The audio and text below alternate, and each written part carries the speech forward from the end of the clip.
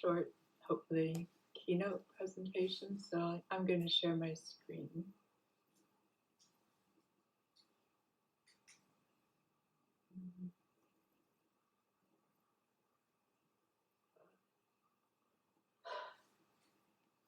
Okay, so do you see my presentation? Yeah. I'm going to leave the navigator showing because it might be helpful. It's a bit complicated when it gets to the different kinds of formats. And this is our initial position. Like we might make some variations, but it gives you an idea of what what the call is about what the book is about. So it progresses from this open call. Feel free to ask questions anytime. I'll explain a little bit about the format of the artist book as a progression from the call. And I think that this is a great and a fun opportunity to make a collaborative wild parlor work.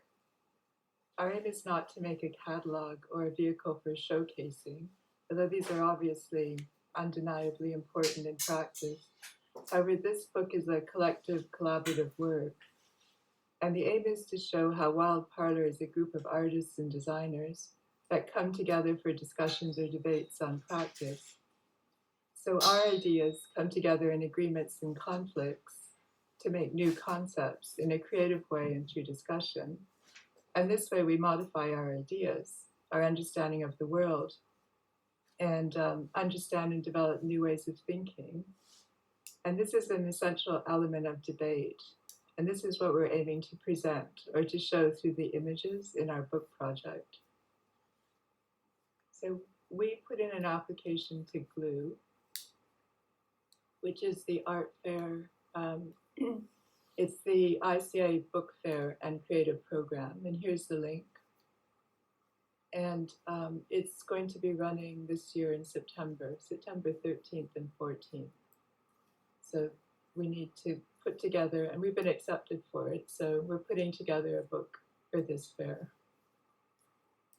And this is an example of a book using the format, put together in a similar kind of a way, not exactly the same. This book is for one artist only, but I'm including a link so you can look at, another example to get an idea of or how this format can be used. The aim is to have minimal text and use images to show our positions, our own individual positions, showing our own practices in a progression from the prompt. And the prompt is quite wide, and it's up to your interpretation. We aim to include everyone who wishes to participate. And we only ask that you consider the prompt, remembering that this isn't a catalog. So rather than sending a documentation of your current work, so an image that you might post on your website, perhaps you can try and dig down a little or think about how to show an element of what instigated your current work, perhaps in a way that foregrounds the material process that you're using, or the underlying historical structures that you're interested in, and how you would bring this into your work, and showing this through the images that you give us, so that you wish to include in the book. So this is an example in this slide. So in this slide, we're thinking about, this slide shows the title, currently the book title is I Am Human, although I think we're still open to other suggestions. Maybe Sharon has I'm not sure, but we've taken the I Am Human title from the call. Since Jonathan is not well, we are thinking about how it would be a good start to paraphrase some of his writing. He wrote something for the catalog we were making to apply for Bomb Factory. If he's well enough, we could ask him to participate and contribute images and writing. And we will ask him to okay the foreword.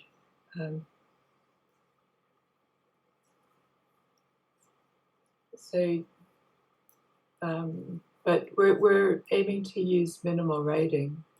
And the idea of the book of interruptions is going to be supported by the images.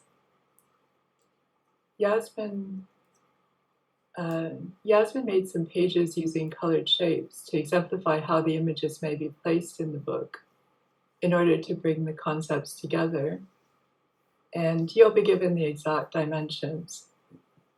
I think it'd be good just at this point to say the pages are A5 size, so that's an A4 folded in half, A4 landscape folded in half. So these coloured boxes do overlap onto the adjoining page. Each A4 page shown here is 2 pages in the book.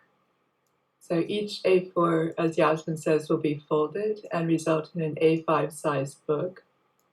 The A4 sized paper will be folded and not cut, and each consecutive A4 paper will be nested into the one before. We're not binding it, we don't intend to bind it in a conventional way, but instead just fold each page. Each page will be folded and piled up or nested into the previous page. So the A5 book is made up of these pages. This line, the line that you see, is not a cut, but it's a fold. This is so there's a number of options for portrait size and landscape orientated images. And this page, there's also a square image or an almost square image shape. So these are the options. And this one is more of a true landscape shape. And then there's this longer option. This one is an example of a page which where the image doesn't cross the center line. So if you're choosing a large image, such as this one, it's going to cross the center line and be interrupted by another image. And all of these images I showed you, all of these formats cross the center line. The large images cross the center line. Here there's an additional smaller image that doesn't cross the center line. The small image formats like this one doesn't have the same kind of interruption. But if you're presenting a sequence, if you work in multiples and want to present a sequence, you can choose this one, but your sequence will be interrupted. And Sharon printed out and folded up some of the formats to show some of the ways that they might come together. So there's obviously lots of variations, and the idea was that we put them together in a random way so that we're not controlling the way in which they interrupt each other. So the left-hand side is really just what Karen's just shown you as a graphic, and then on the right-hand side is where, you know, my work interrupts Alex's work, and vice versa. So we're hoping that that is a totally random event that happens throughout the book. Could I ask one question? In relation to the images, going back to the original call, we were talking about a video of 1 minute length in landscape format. Are these images we're talking about here? I was presuming these images somehow relate to that work. Yes. And given that as landscape, I guess it doesn't. It could be that you've taken some zoom in on the image, but I guess the default format for those images would have been landscape, given the video is landscape. I was wondering what you were thinking about in relation to that. This book project is sort of an interim project, or like a making project on the way to the video project, because the video project includes trying to look for finding in order.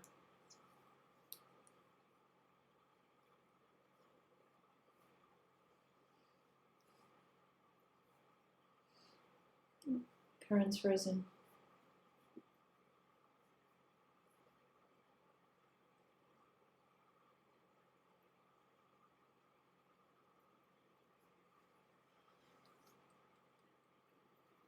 And because we applied because we thought the book would be a good making project.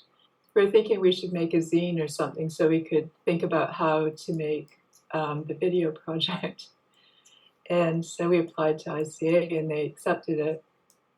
And the still images, so the book relates to the video project as a kind of a prototype, but we can't put videos in a book, so we're using still images. I mean, I wasn't. It wasn't so much that. It's just that I guess I hadn't really thought what images. Given I was working on a video and I kind of worked out at least some initial versions of the video, Yeah. and then I was asked how I was thinking how that might relate to the book. I imagined it would be some video, some images from that video. I guess. I mean, I haven't really thought it through completely. I guess it could be more about somehow it could be a different format. But I was just thinking about what would mean why would I have anything other than landscape format? That was actually what I was thinking. I think that, but this format is landscape format. This, yeah, I know.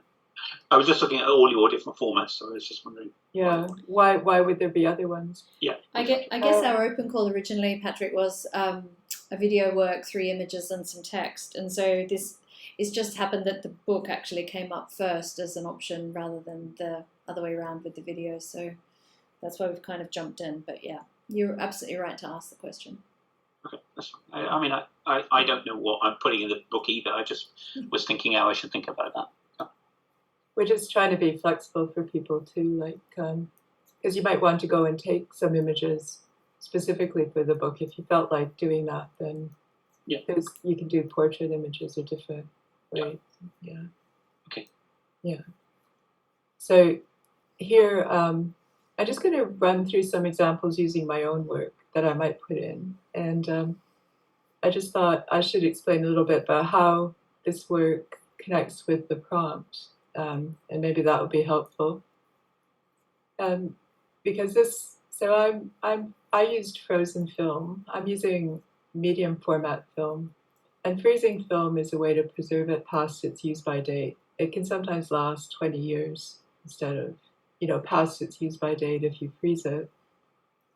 What I did was I didn't let it thaw, and so you can see on the film itself a pattern. It looks like a double exposure, but it's not. It's just that there was some moisture on the film that sort of creates a regular pattern.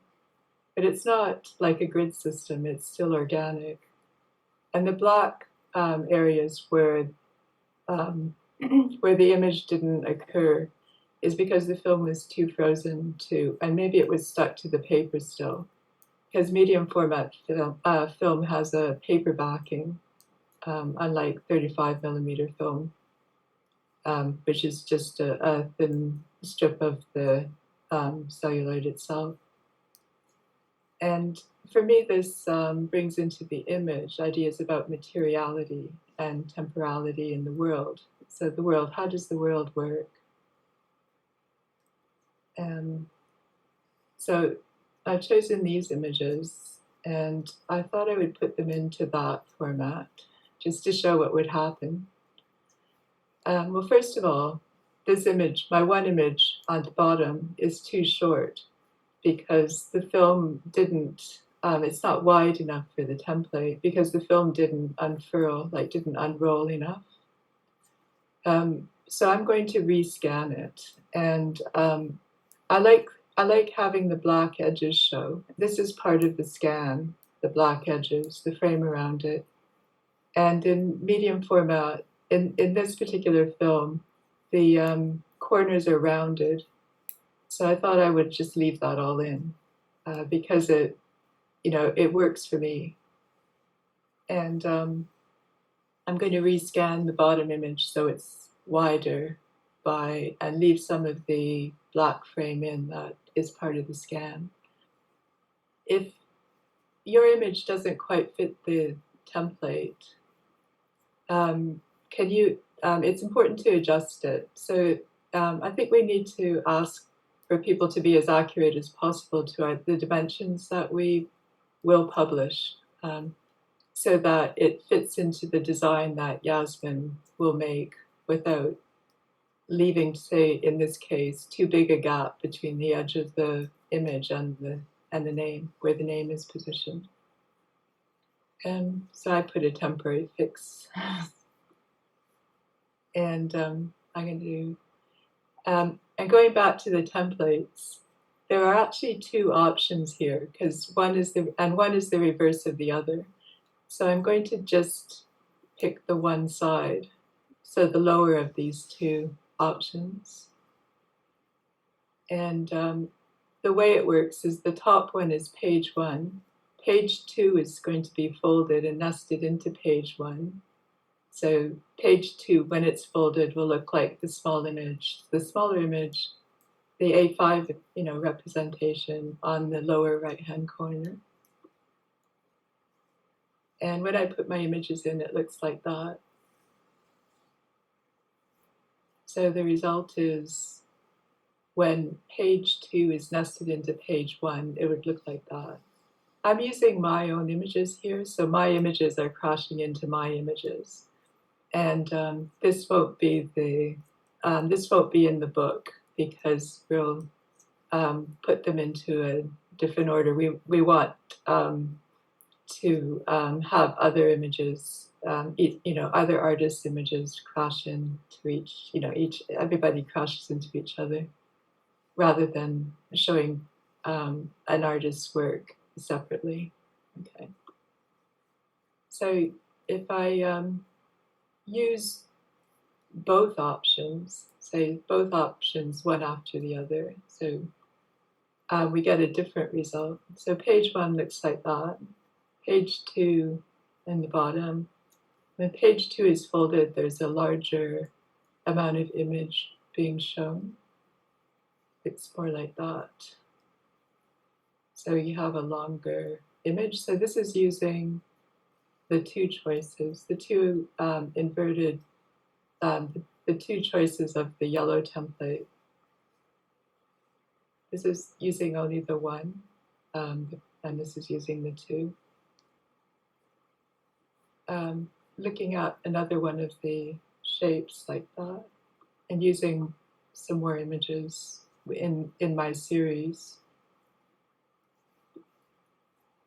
Page 1 and page 2.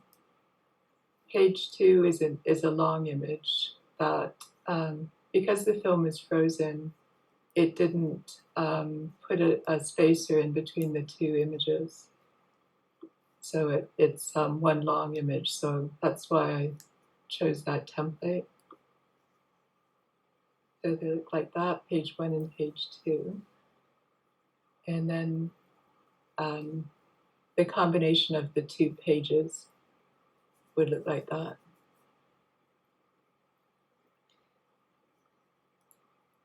So it's page 1, page 2 folded, and then, yeah.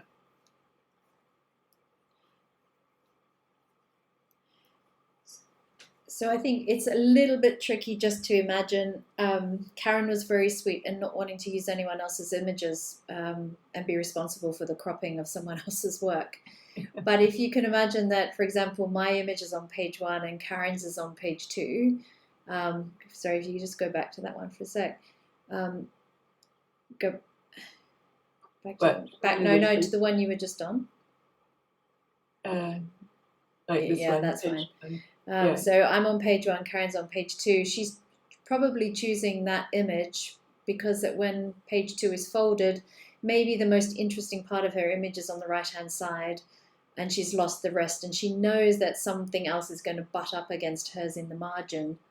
One thing we were looking at when we were quoting on it was to think about paper sizes and what's the most cost-effective way to do it.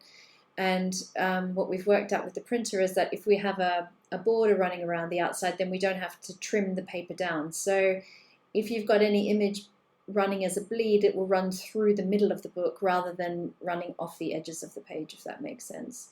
So what we wanted to do was create a series of templates that you can choose from, and each person will get 2 to choose. So you can choose two templates to work with, 2 sides of the page.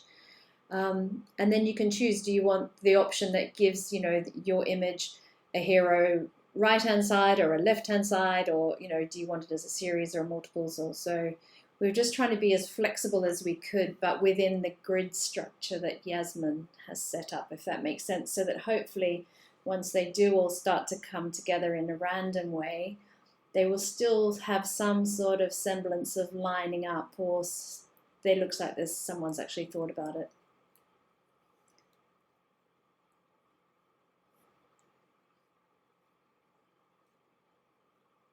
Yeah, it's quite complicated to try and show it on PowerPoint, actually. So what we give everybody is a set of the templates, so you can choose which template you like. So you might choose 6A, and then you might say, I want 3A and 6B, for example, on each side of the page, and then you might and then we'll give you the sizes. So we'll say, okay, well, the 6A template, the image size is X by X. And that's how you'll supply it. And then Yasmin will know that that's the template you want, and she can drop the image that you've resized into the spot, and hopefully that all works. With that, Yasmin, if you want to imagine what it might look like, or which part of the image will be highlighted where in the book, which will be maybe hidden by another image, where what will actually happen, then printing it out or drawing it and folding up the pages would be a big help, I think.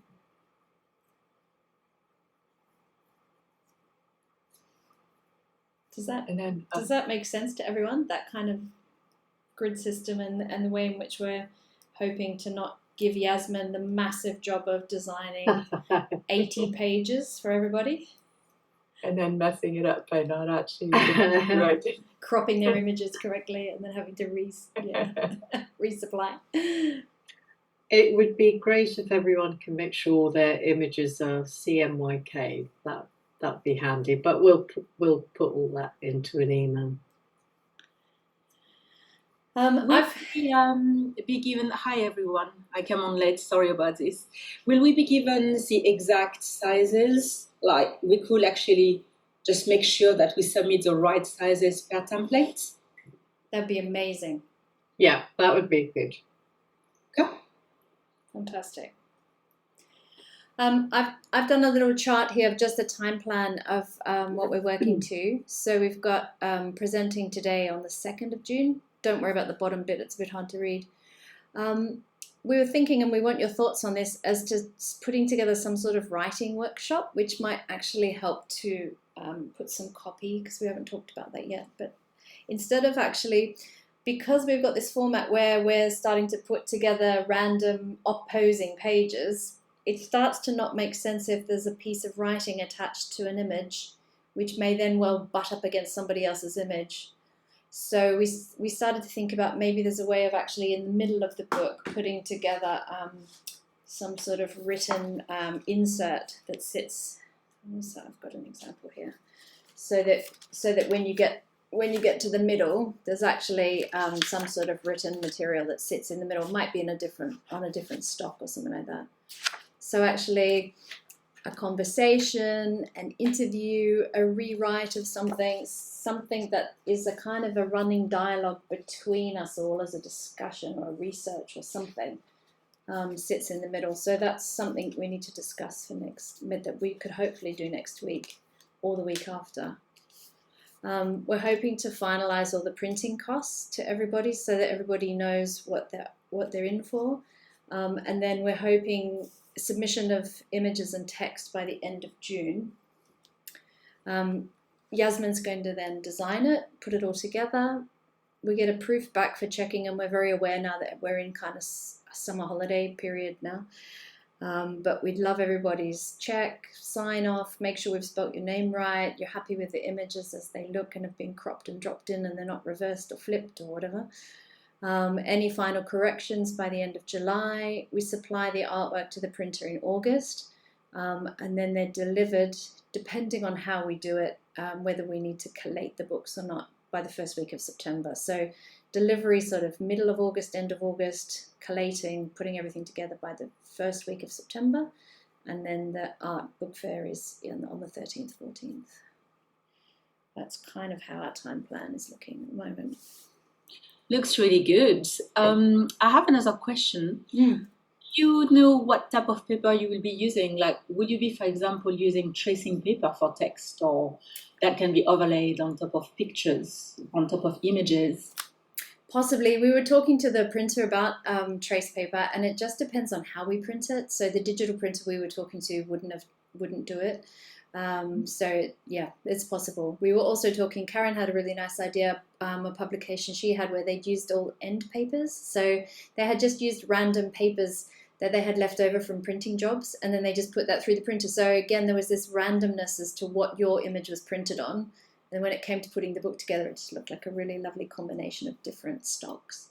That's cool. How many copies will be made? One copy or several copies? Is it like off-print, where you present one or two and limited editions? So we're imagining it's a limited edition first run of 100, and we give everybody one copy to keep, and then we take the rest to the print fair, and we see how many we can sell over 2 days, possibly if we sell out, the idea of taking orders on the rest. And then if not, if we don't sell them, taking them to different, for example, the ICA bookshop, or I don't know, the Tate bookshop, South London Gallery, we could then do a run around and see who would like to stock them. If we've got any remainders. Okay, thanks. Thank you for that. I have another question and point. I've been asked to participate in a book for a different art organization. And you know that I integrate, so I qualified as a perfumer in Grasse, and I integrate scent, not as in cosmetic scent in my practice, but as art scent, as silent architecture in my practice. And so in that book, I suggested to add paper samples, scented paper samples, on the subject of the book. Is it something you might be interested in for either my art or for the book? So, well, I mean, we can consider it. Sounds amazing, because that's all about being human, right? Being able to smell. The question would be just impregnating everybody else's work with it. I don't know if it's no, because I'll put into little sachet, like glassine, that holds the scent and only unlocks when it is opened. So it can be part of text or you know, for the book in general, or part of my work. But I really tend to combine more and more now, both with everything I do, because I now run an olfactory practice, really, art practice with images and sculptures. So it's a question, of course, nothing mandatory, but...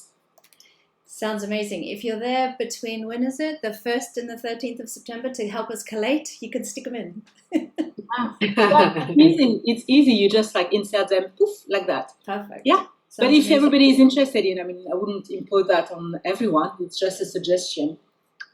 I think it's really interesting. Maybe we could, because it would bring your work into like a crash of concepts with others, but maybe we should think about how it would work, because but I think that I'm sure that we can think of the way it could be used. I think that would be really interesting for the book. Yeah. Just let me know. I might be able to help you regardless on this weekend. That would be great. Regardless. Yeah, just remind me of the date, please, because I'm always rushing around. But yeah, I will have the date out quite often. Okay. Brilliant, Marie. Just put us as put a little proposal to us as how you would do that. Sounds great. Okay. Great. Okay. What else? What else did we have there, Karen? Did we have anything else? For the writing workshop, Oh yeah. but we were thinking, one of our thoughts was to use a live Google document, which we could all edit. So we started a conversation, and we have a conversation during one of our meetings, and about the work that we're putting into the book and our practices. And then that would be the start point for the writing in the book. Maybe that, I don't know, do you think that would still be a good way forward? I feel like it might get things off the ground. Have you thought about any basic parameters, like how many words, how many pages you're thinking about? Well, it partly depends, like for the writing. We did. Hang on. What was it? What was it on the quote? We Yasmin? said 32 pages for For the text. for the text. Sorry, how many artists are we? We're allowing for 20 at the moment. I think we've got about 18 people who are have said yes. With a possible. And so I mean, I guess I was just wondering how many words were you thinking per artist? What type of? I was just thinking what type of, or how much is the total text for 20 artists, or what type of word count are you thinking? Good question. It's hard to say in a conversation how many words you're. Well, I mean, I don't think we need to be accurate, but it just kind of, I'm trying to think, what type of, and I think that kind of sets some boundaries as to what we're talking about. Yeah, before we do I think it's probably sensible at some point to set some parameters, like how much we need, text we need, or whatever. Yes, before we open a Google document to share, we would work something out. But it might be useful to think about what you'd like to put in a conversation, like what you'd like to talk about, and what images you might be, you might be using. What aspect of your practice is important, would be interesting in this context to talk about. And also think about some kinds of ways to make it a conversation, so it's not just a series of bios. Well, I guess in that respect, are you imagining, maybe you're very open on this, but are you imagining that this conversation or this, I don't know what it is because it's somewhat vague at the moment, this text somehow is directly related to the images that you're submitting? Or are you thinking this is a different conversation? I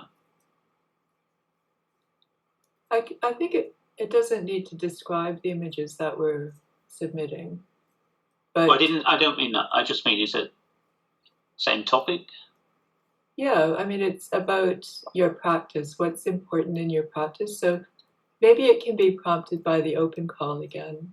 So it's a conversation that's prompted by the open call that we have, that we sent out. So the idea about debate, how does debate work for you in Wild Parlour? How does it work in your practice? And how do you think it's coming together in the book? What element of it was worked for you in the way the book, has come into being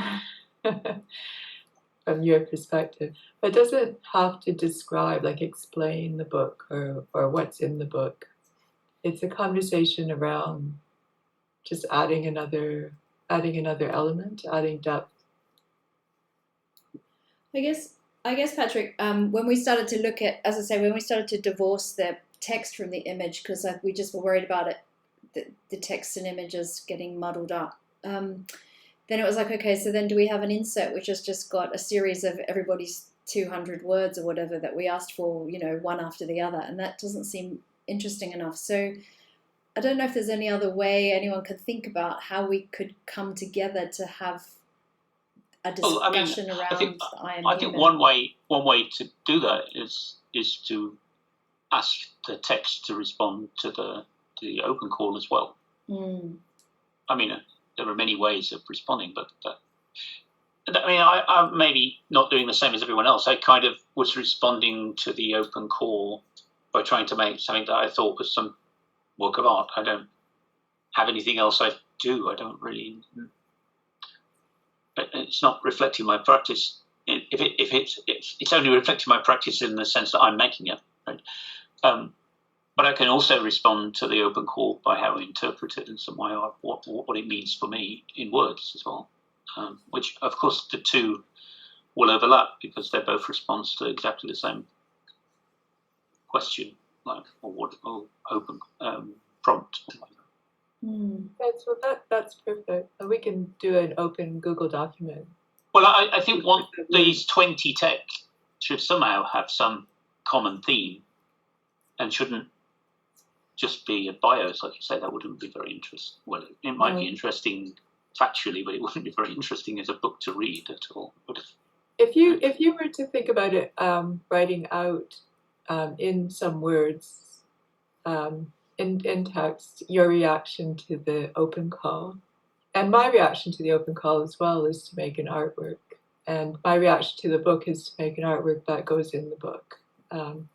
So I think there's sort of common, and a lot of people would react that way. Most people would, I assume, react that way. And so the writing is about your image, and it's also about the book project, and it's about the film project, the video project. And so that would be interesting. I think that response in words could be, you could interview yourself, you could write a poem, you could do many things, but in some sense, that would be interesting if they're all on the same theme. I mean, they're not going to look the same at all, but they have one common link, which is this prompt. In other words, different artistic interpretations of this prompt would be maybe interesting to read. Right? Yeah. I'm just thinking about making the book have some type of wholesomeness to it, and not just a disparate case of things. Absolutely.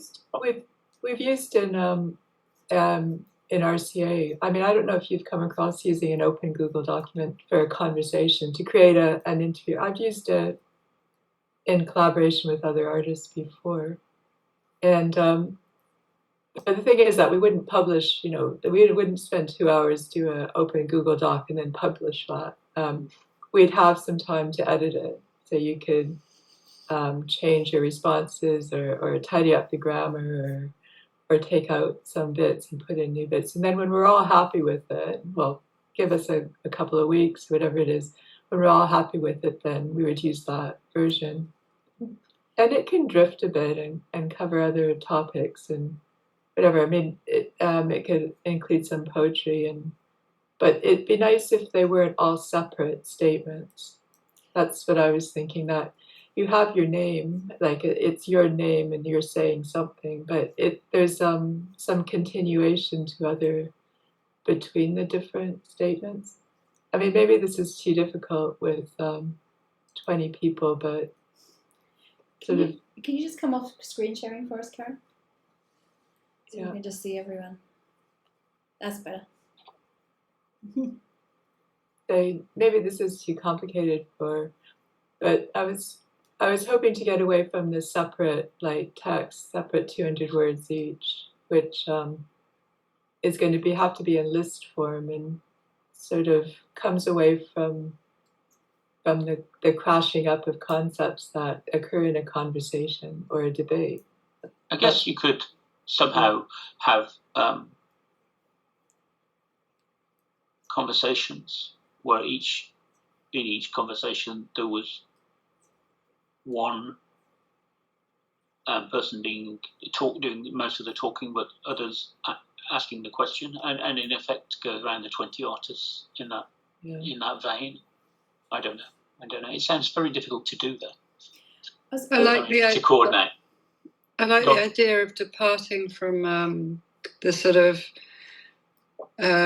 you're an artist, provide the art, and now talk about the art, like provide some words. I think most of us find that a bit challenging to have to then, explain the thing that we do, because we don't really use words as our primary media in words. So I like the sort of abstraction of, I think I'm understanding you, like suggesting transcribing a dialogue, a sort of, like a conversation between us all, and somehow putting that in there. Is that what you're saying, Karen, when you say? Well, if we use the live Google document, that means that one that we can all edit, and you can just drop your bit of text in, but maybe it could be smoothed into a conversation, so that if Patrick says, "Oh, I like walking," and this particular reason why, there could be some kind of segue, like, "Oh yes, I like walking too, and this is my reason why," like, rather than separate list forms of. And then because the list form also gives us a problem, like what sort of order do we put it in? Do we put it in alphabetical order? Who goes first, and who's, like, there's this kind of problem too. And this way, if you don't want to say a lot, if you want to say 2 sentences, you can say that, find a space, put it in, smooth it into the conversation. And I have, Karen, in mind the idea you mentioned, that used papers that can be used to put the books together. And a few people like the idea here, random text form as a printer. But to me, it's fragmented, even like the overlay of different pictures. And fragmentation, to me, is very close to poetry. And I can imagine a sentence which is very abstract and poetic, connecting to something unrelated, but equally poetic.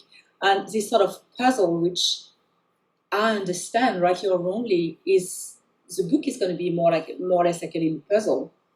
So it's playful and it's spontaneous. Yes.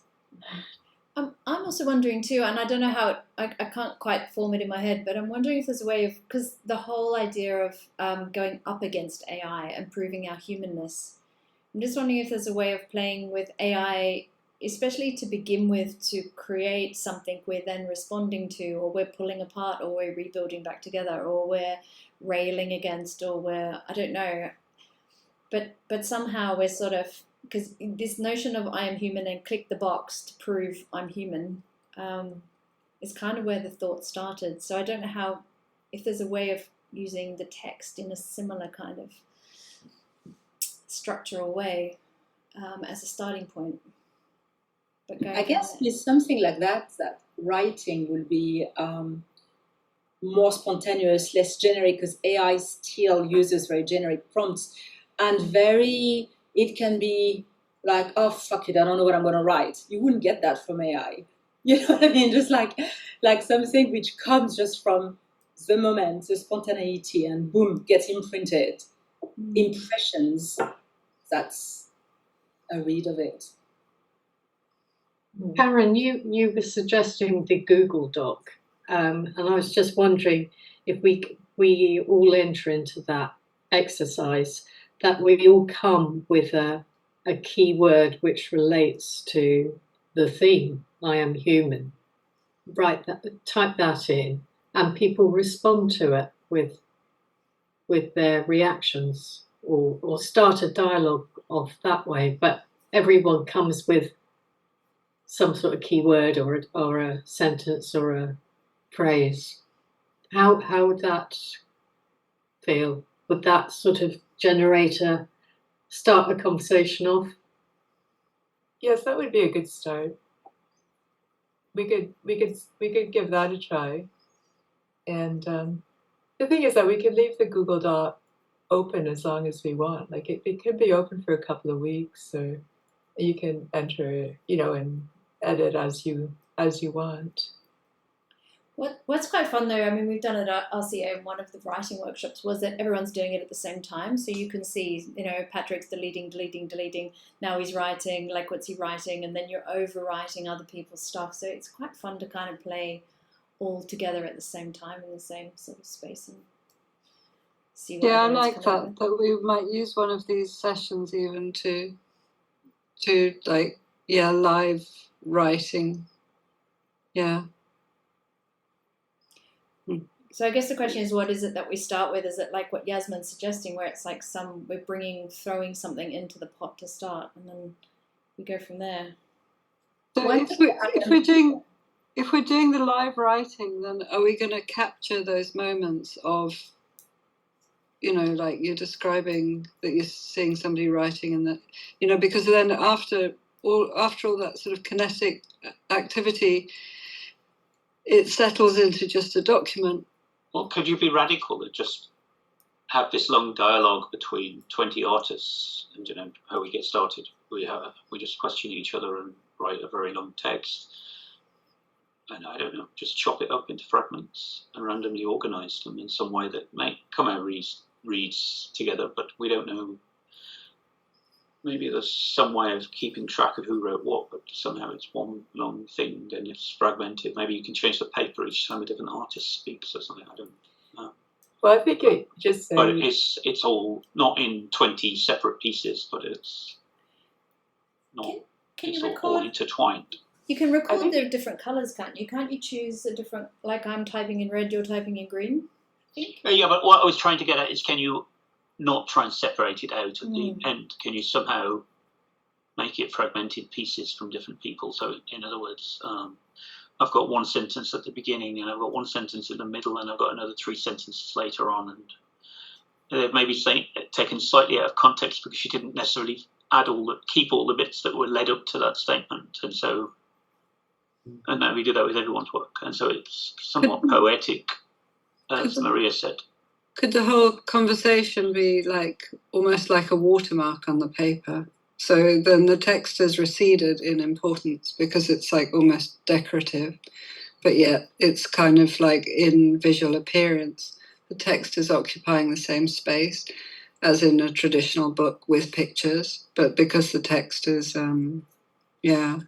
sort of treated as a decorative element, or, you know, like a background. So the whole transcription could be there as if it's a pattern or a watermark, you know. That sounds good. I like this example of a visual experience of a text. I don't know if you could see that or if it's blurred. Yeah, it's blurred, which I like. Maybe if I put it. It's kind of redacted, isn't it? It's all. It's all sort of, it's all crossed out. It's all redacted. So I guess my point is that we could take JPEGs of the conversation as it goes along on the Google Doc.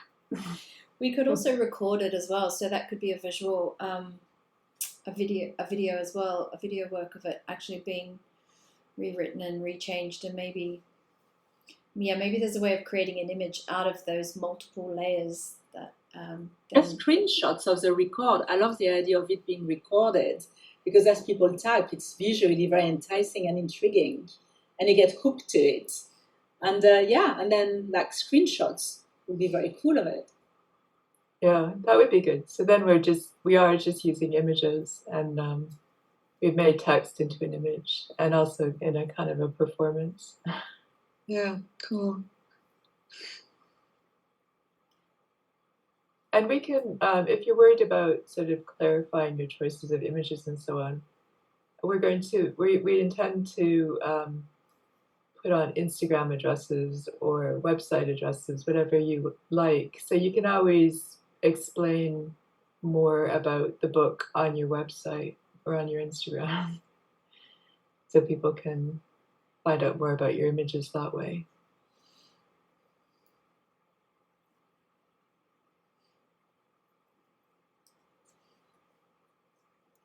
Alex, as a text-based artist, have you got any thoughts?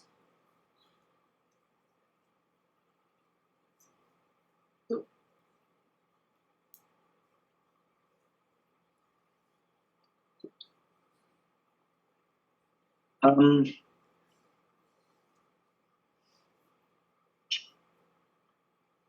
I've everything that's been suggested sounds very interesting in terms of, say,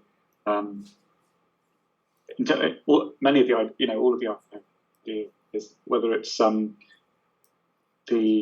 do with the layout and the clashing together of ideas, the kind of cut-up technique of the kind of William Burroughs kind of idea, or the kind of live canned images, the olfactory aspect. There's a lot, I suppose, in terms of like my own kind of writing projects. They've always been, I mean, I did one book for my PhD, but in terms of how I work, it's all, when I'm writing stuff, it's I suppose it's very much defined within its own parameters, and I'm not really that answerable to anyone else apart from my own kind of I don't know, the ideas that I'm kind of thinking about at that particular time. So and they could be kind of quite significant constraints in terms of, which I might make up in terms of how the writing is produced. So yeah, in terms of, let's say, Patrick's earlier comment about parameters, and then this kind of following discussion of how the text is going to kind of emerge. I suppose I don't kind of have any. I'm not. Yeah, I mean, maybe we're not kind of freezing it at this particular moment. It's kind of more of a kind of conversation I've just been kind of listening to. So that's not very very helpful. I suppose it's kind of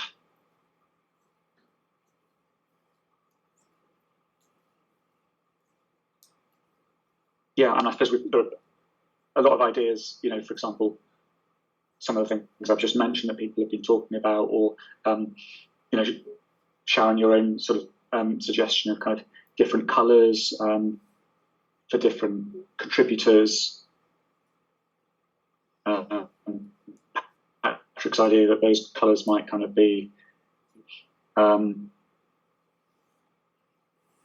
there's a lot kind of going on, and even in terms of kind of freezing some of those kind of parameters.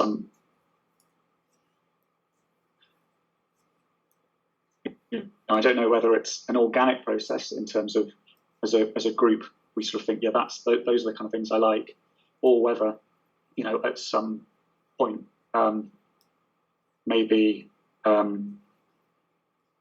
Sharon, Karen, Yasmin have to just say, okay, we've got sort of 30 ideas here. These are the constraints, and let's email it out. And this is what people need to, how people are going to respond, or how the kind of the writing is going to emerge. That's kind of there's an interesting kind of aspect of authority in this, which is not something I've had to engage with in my own work, because in my own work I am the dictator. As we all are. Yeah, I think we will have to pin down in a way that's flexible if we need to change it, but probably we should pin down what we're actually doing before we embark on too much of that. Otherwise it could be quite difficult. We might end up with something that's quite unmanageable. We should have a fairly good idea of what we're setting about before we set out. Admittedly, it might turn out we find something that's much more interesting than what we originally envisaged, but I think we probably should have some parameters at some point. What parameters for what, Patrick? Like what we're going to do. Like when we sit down and do something, how much text do we need? Oh, for the text, you mean? How we're going to actually do it, rather than a complete free-for-all, which might be interesting, but I think we might end up having to repeat it if we're not. Well, partly this discussion is about the parameters, what agreed. we all think it is. And then Sharon, Yasmin and I will write out a call to the group saying that we're going to do this writing workshop and these are the parameters. So we're just trying to get a grips with the ideas that you'd be comfortable with. So it's not difficult to work out roughly, say, for example, minimum, maximum number of words. That's quite easy to do in a graphic layout. And say how many, across how many pages we need, I don't know, 2,000 words or 500 words, whatever it is. So we could easily decide that. And then, I mean, are we all in agreement that it would be much more fun and entertaining to do it together and do it live?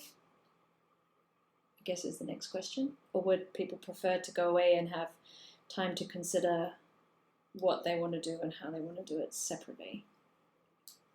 Personally, I love the live idea, but it's being available. It's finding the date that most people can attend. But I love that idea because it can be screen recorded, screenshot afterwards. It goes into the archive. It's playful. It seems to be the theme of the book, really, of that art piece. For me, I think it would probably work best if it were clear what we need to bring to that in some sense. I know it can be completely interactive, but it's probably better to come with something. So yes, some type of mixture, if you saw it, would probably work best. So I could kind of think about what I need to do before I do it, rather than having to do it entirely on the spot. You suggested that that the conversation could be on the prompt, like prompted by the prompt.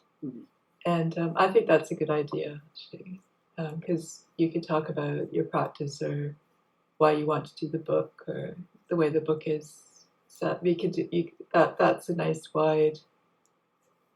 I mean, if you're talking about everybody interacting in some way, we could run over a few days.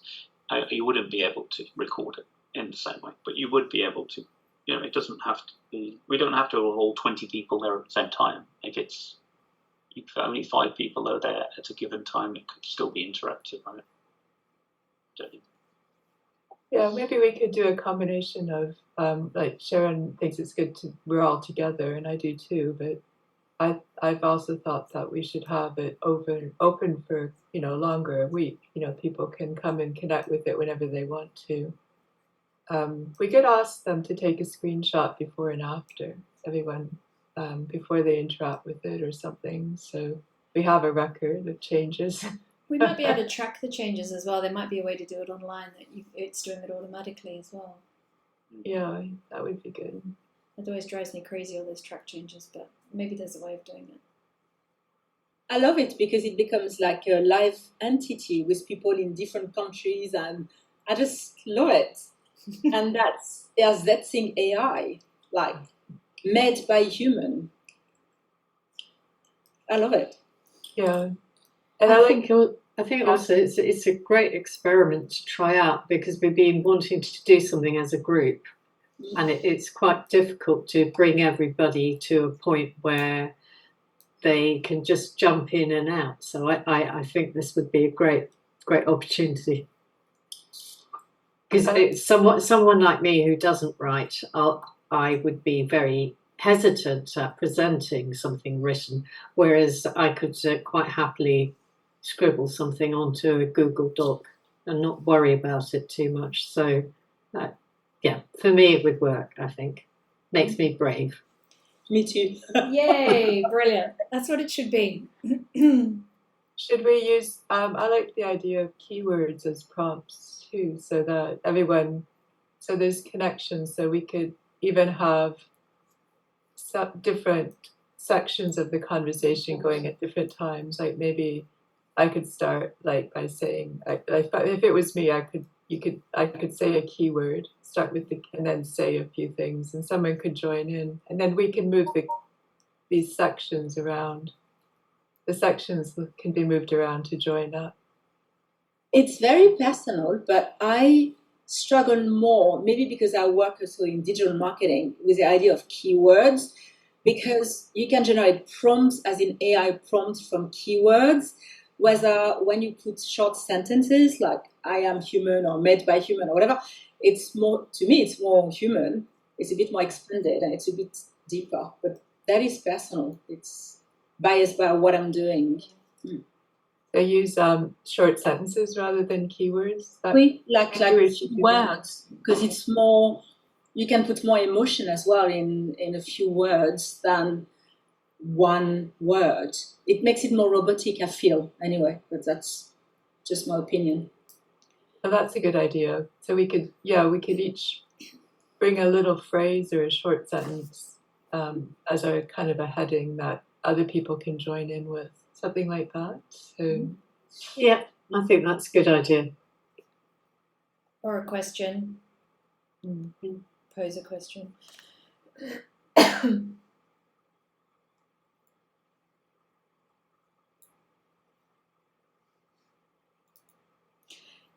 So shall we give it attempt to do it next week?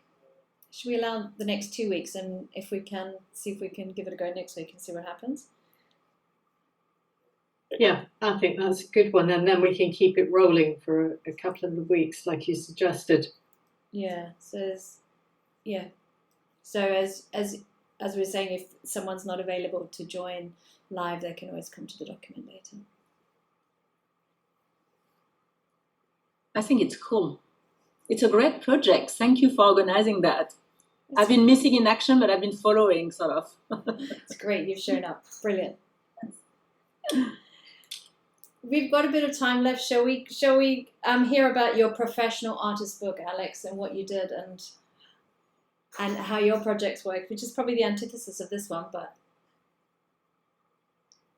it would be great to hear your experience. If that's okay with you, Karen, and Yasmin, have we got everything we need? Yeah. Sure. Okay.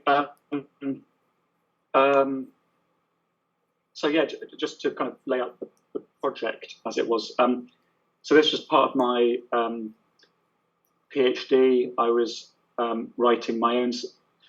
My PhD had a few twists and turns, you could say, and the project that I sort of wanted to do was not my then supervisors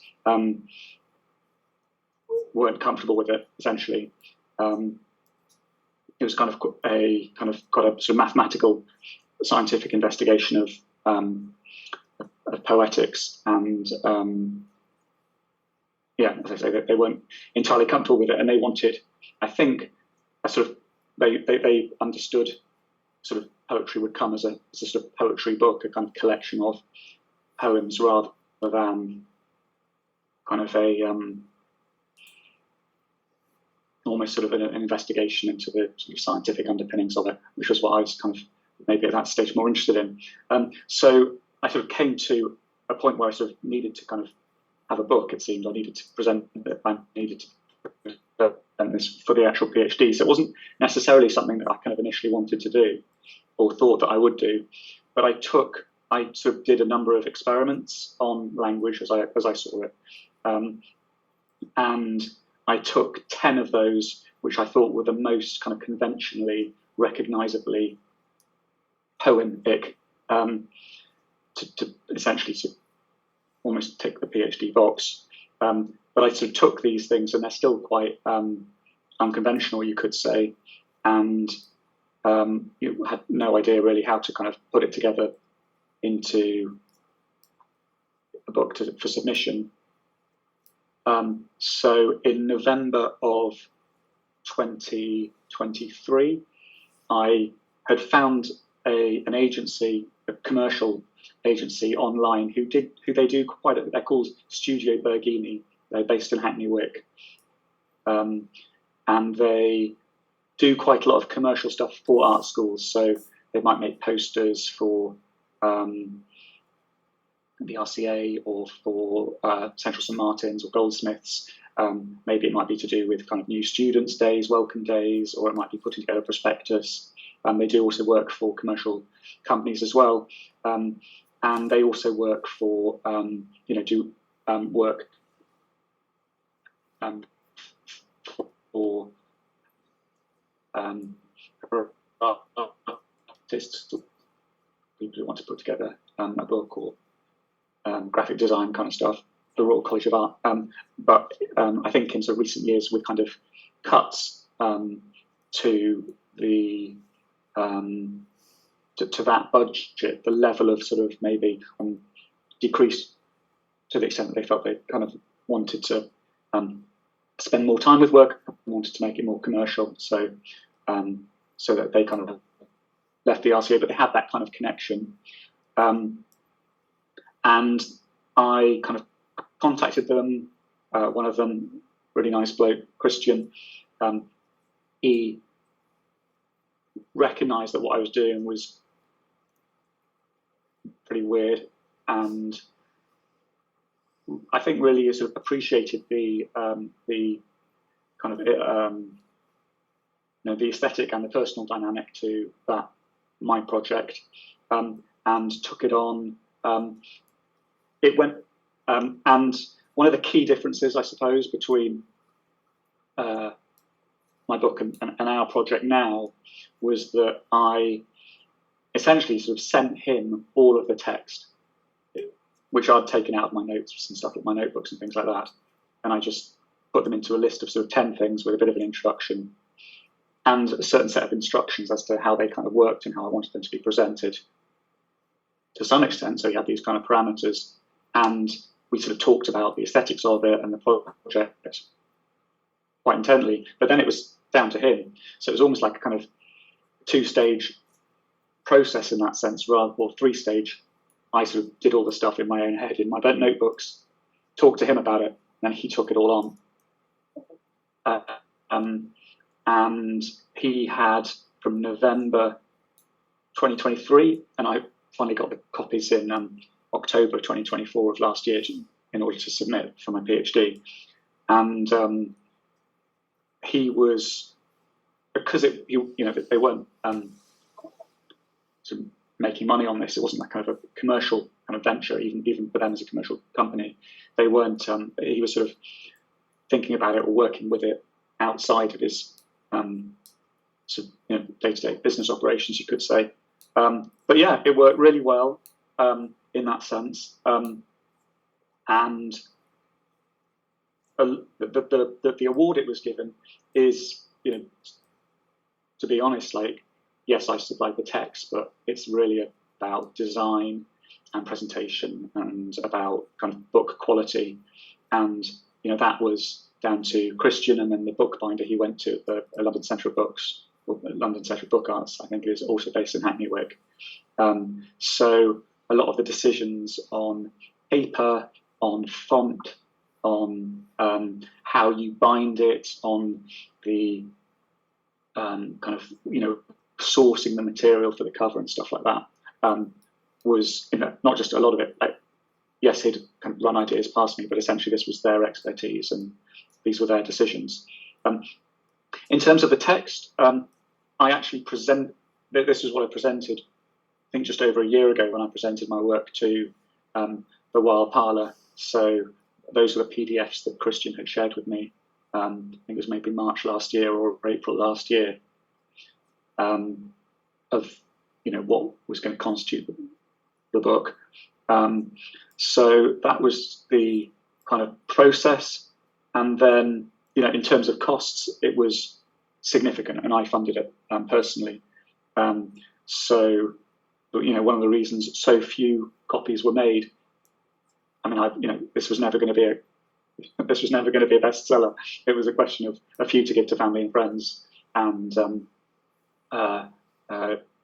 Jonathan and my 2 examiners. But I'm almost embarrassed to say, but in total, when I factored in the design and the costs of the actual book manufacture, it was around £300 per book. So they were, and I was paying for that. And in terms of both the design agency, Studio Berghini, and the bookbinders, they, even though they were kind of, what can I say, sort of kind of excited and surprised by the book, and yeah, I know they're delighted that they've won this prize. Christian is Norwegian, and it's kind of a prestigious prize in Norway, so it's great for him and his sort of his brand, but also for him personally. They both said they wouldn't take on a project like this again because they, in terms of the hours they put into it, they weren't sort of making any money on it, and it was, you know, kind of a big project for almost like a sort of, yeah, an artistic kind of labour of love, you could say. And the book binding was done, sort of the papers were kind of printed and then sort of glued together by hand, and they had to be kind of compressed, and it was quite a sort of laborious process for the bookmaker. So it was kind of a different process to what we're going through, in terms of it was almost a year in the making. It was expensive to everybody involved, and the process was, you know, me supplying kind of the text, having kind of a number of kind of long conversations with Christian, but then essentially it was him and Simon, the bookbinder, who kind of took it on, and there wasn't much input from me between, say, April and October, when I finally got the book back. So yeah, really pleased that it won this award. It's quite sort of eccentric for myself, but for Christian at Studio Bergini and for Simon at the bookmaking centre, it's kind of a real feather in their cap. But that was the process for me. Any questions? Obviously, that's pretty much it. Can I ask you, Alex, because they're obviously very good at what they do, and they were kind of like experts in their field at each step with the binders and the designers and everything else. How did your work, because it is extraordinarily different to anything I can imagine they've ever worked on before, how did your work inform their choices along the way, like in regards to the font, the layout on the page, the stock they were choosing, the way in which they bound it? How did your creative ideas influence their choices? So in terms of we had, you know, I had quite a few kind of long conversations with several hours with Christian, kind of November, December, January, February, and I suppose kind of I was, you know, talking about some of the things that were interesting me.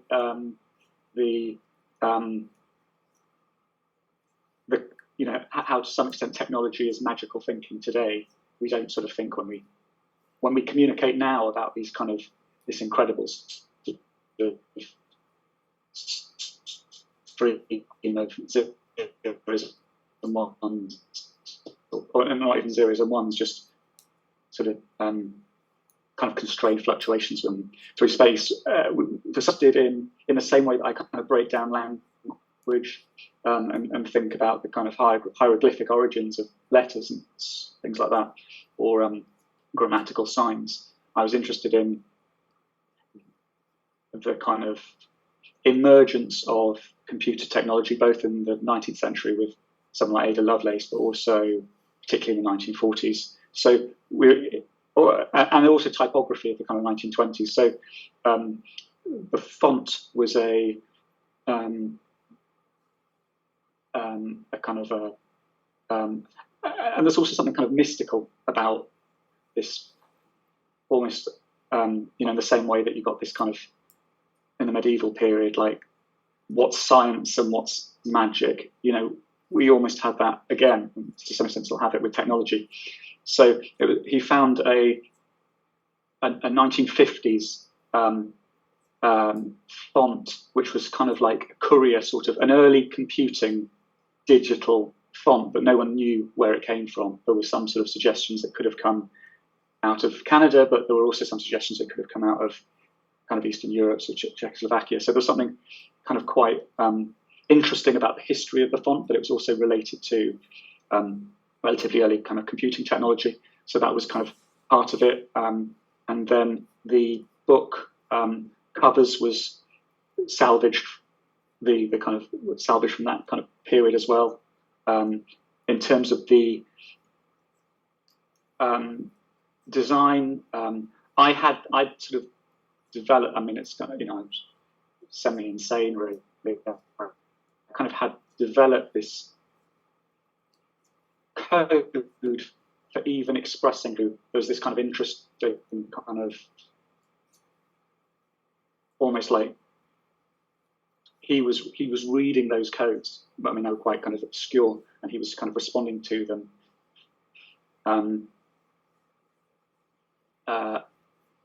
To some extent, but he was also giving me, like, there were, you know,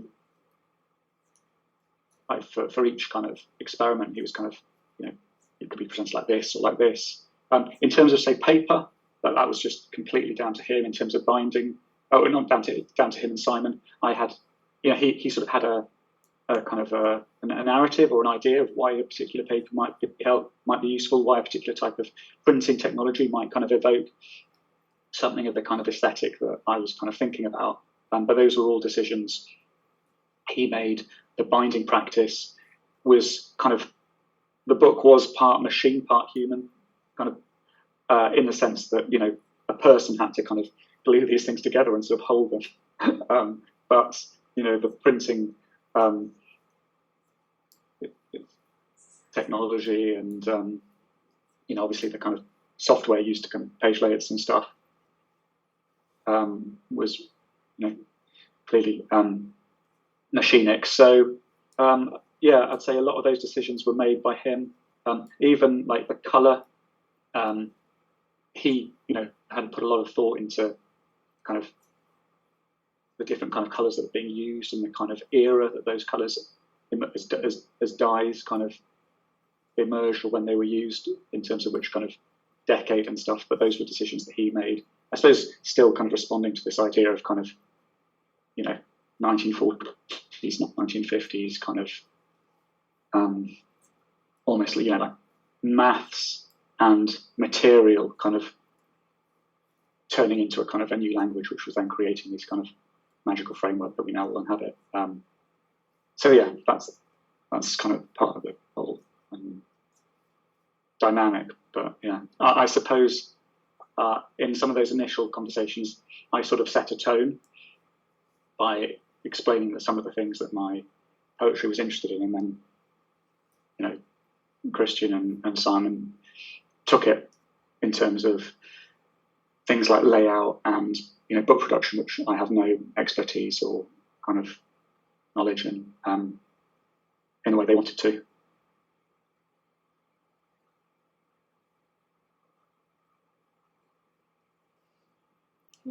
Frozen.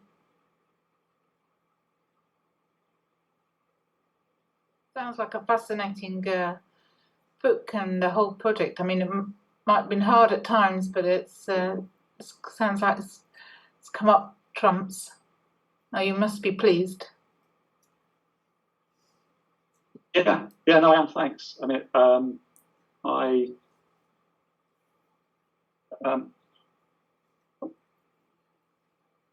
sort of did it as I say, to kind of jump through a hoop to start off with. But, you know, once it kind of, it was great to work with this guy. Yeah,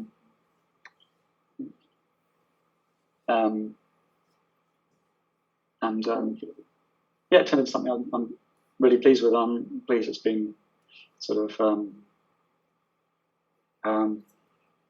taken on by a Norwegian visual communications organisation. Yeah. But yeah, I mean, to some extent, it was. The odd thing about it was that there was an element which it wasn't the project I wanted to do, and it was sort of hoop that I felt I needed to jump through to satisfy the requirements of the RCA PhD. I wouldn't have necessarily kind of done something in a book form in this kind of way, but it was. I got in touch with the right people, and it worked. It sounds fascinating, Alex. Do you have a copy to show us, or can we see it anywhere? Yeah, I mean, so You sound very modest. Wow. I can. God. Hello. Yes, we only found out about it because Rue It's a messaged us party. all. Congratulations, look at the champagne. This is. I don't know if this is going to blur, but this is a. If you can see this, but this is a copy. But the stuff that was on the inside was all stuff that I sort of presented last year. So these are the kind of. I don't know if that's at all. Is the paper embossed, or is it is there texture to the images, or is it my Zoom? No, Zoom. no texture. Right, yeah, risography is the printing, which I hadn't heard of, and still, if you asked me to explain what it was, I probably wouldn't be able. In fact, I wouldn't be able Please to do tell you. explain. No, I'm kidding. Yeah. So it's a bit of relief, right? It's a bit of a relief print, relief, a bit of a texture, like embossed or debossed, no? No, I don't think so. No, it's flat. Oh, okay. It seems to me, but maybe I don't feel any texture there. On the outside, yeah.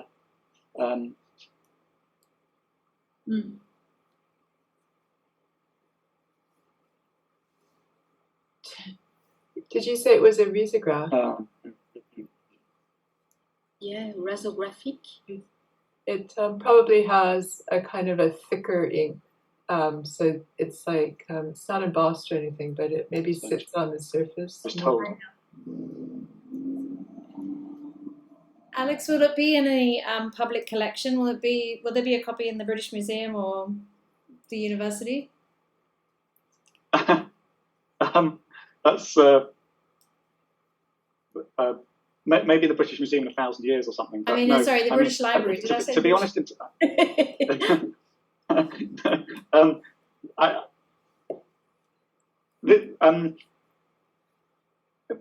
not even. To be honest, it's not even false modesty. I made a few copies, for it's it's important to me. But I made some copies for friends and family. Christian had 2 copies for himself and for his company, and he said he was going to submit them for book prizes because he was really pleased with how it came out. And it was just, I mean, I didn't even know what he was submitting it for, and it was the awards on Wednesday, and he just emailed me on Thursday to tell me. So I haven't really, I haven't had any plans to, I don't know, yeah, give a copy to the British Library or something like that. No, it's kind of, it's just something in my bedroom, to be honest. Sharon, was Alex's presentation recorded? Because I remember it, the PDF file, the PDF sheets that he was showing. No, it wasn't, because I think at the time he hadn't passed, so we didn't record it, but we said he'd do it again another time. Oh, okay. I'll check. I'll double check. Maybe you did too, Alex, and maybe we did record the second one. No, actually, I think for your practice we didn't record it. I think we did record the ones which were about war now. I'm pretty sure we didn't record that one of Alex's. I remember him saying, "Don't record it." Yeah, so, sometimes I have. Yeah, maybe I was. Maybe you can recorded or something. Maybe you can present it over the summer when we're or something. Yeah, that'd be great. Sure. But I think you should donate one to the British Library. If you can get your grandma to get her mitts off it and give it back. Maybe they need a doorstep. I'm not even sure how you kind of do that. How you even do that, to be honest, and whether they have. Anyway, yeah, it's it was a kind of a cross between a personal project and an examination requirement. So it's odd that it's now in a museum or in a gallery. It's actually at the National Gallery of Norway in Oslo. on display. Wow. The National Library of Norway, yeah, that's right. And then it will do a tour of Norwegian cities. Maybe the National Gallery will keep it for their collection. Get your, maybe the, I've forgotten his name. The fellow you're working with will ask them to keep it, could ask them to keep it. They might. Why not? Rue, I think you should step in as the PA now and actually contact the British Library and see how you submit a book, what the requirements are. I don't think it's difficult to submit something to the British Library because they want to collect these things. They'll collect websites and everything. So it's just a matter of talking to the right person. I can't remember how you do it. I did go, there were some things for PhD students, some meetings and about donating, about doing things like that, accessing and donating to the British Library. You could ask, maybe you ask your other supervisor. Hi, sorry to interrupt, because I have to go. There's a studio work going on, so yeah, thank you. And I might come back to the recording because I missed it quite a bit, I think. And congratulations again, Alex, for this. Thanks. Yeah. Shall, am I allowed to ask you how things went? Oh my God! I passed without any correction. Thank you so much for your comments. Yeah. Really, really amazing. Really, really. And thank you, everyone. I was really impressed. And I had this presentation on our group, and also Karen, gave the really good, comments and feedback about my presentation. Actually, this really helped me to fix some flaws in my presentation. So today is pass straight. I'm so happy about it. Congratulations. Well done. Brilliant. Well done, Shah. Thank you. And see you catch up soon, maybe next Monday. Great. Yep. Bye. Bye. Well done, Shao. Well done. Thank you, Alex. Congratulations, your book is amazing.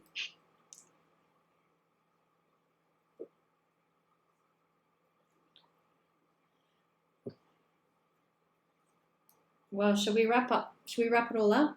Can I just say Yeah. quick before you go? My artist talk's on Wednesday, and it's in a room over the pub down by the Strand. And they're quite a good group, and they, apart from me having my talk, they actually do artist talks, and they pair you up with someone else. So it might be a good thing to. I know I'm plugging myself, but to actually go so that you introduce yourself to them, and so that you basically get an artist talk out of it, and on your CV. So so they kind of interview you, or at least talk to you, and then pair you up with someone else, so that it's meant to be a conversation. So that, so. I'll post it again so that you actually get the address and all that game with the link. So that's my little plug. Great. Good luck. Thanks. Yeah, post on the chat. That'd be brilliant. Yeah. Okay. So I guess next week we're in for a writing workshop, and we'll just have a think about what parameters and how we're going to set it up as a structure. If Patrick had more time, Patrick, I'll get you to write a whole list of questions or interview us all. Or write a text and we can all respond to. What a shame you're so busy.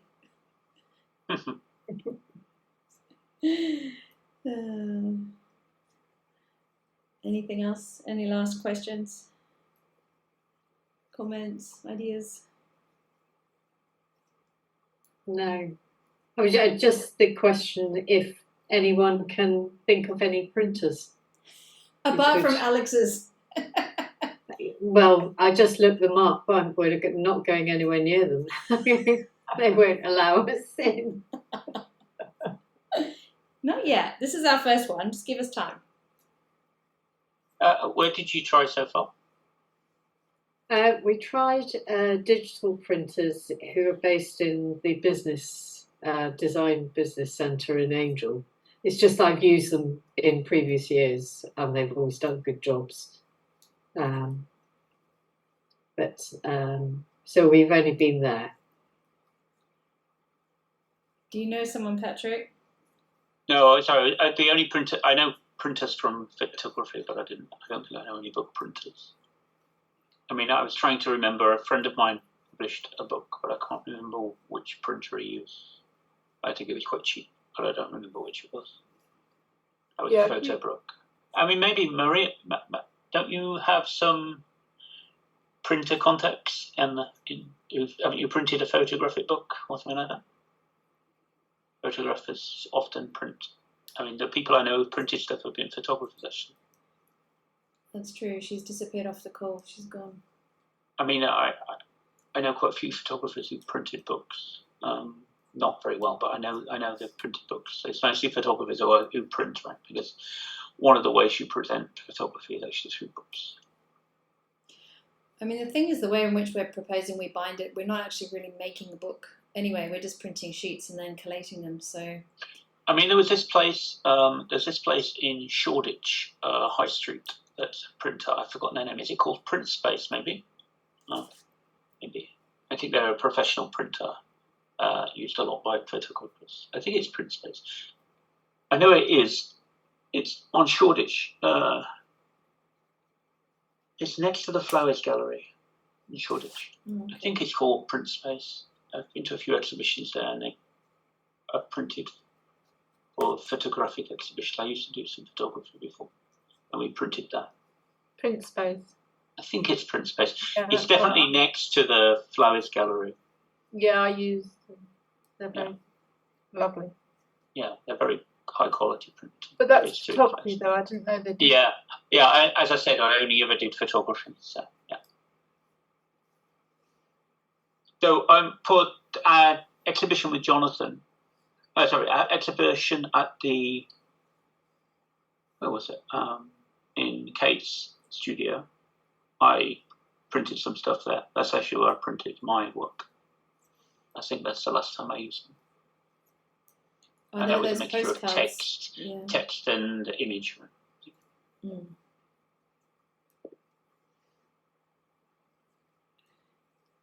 Great, we can get in touch with them. We'll just shop around, I think.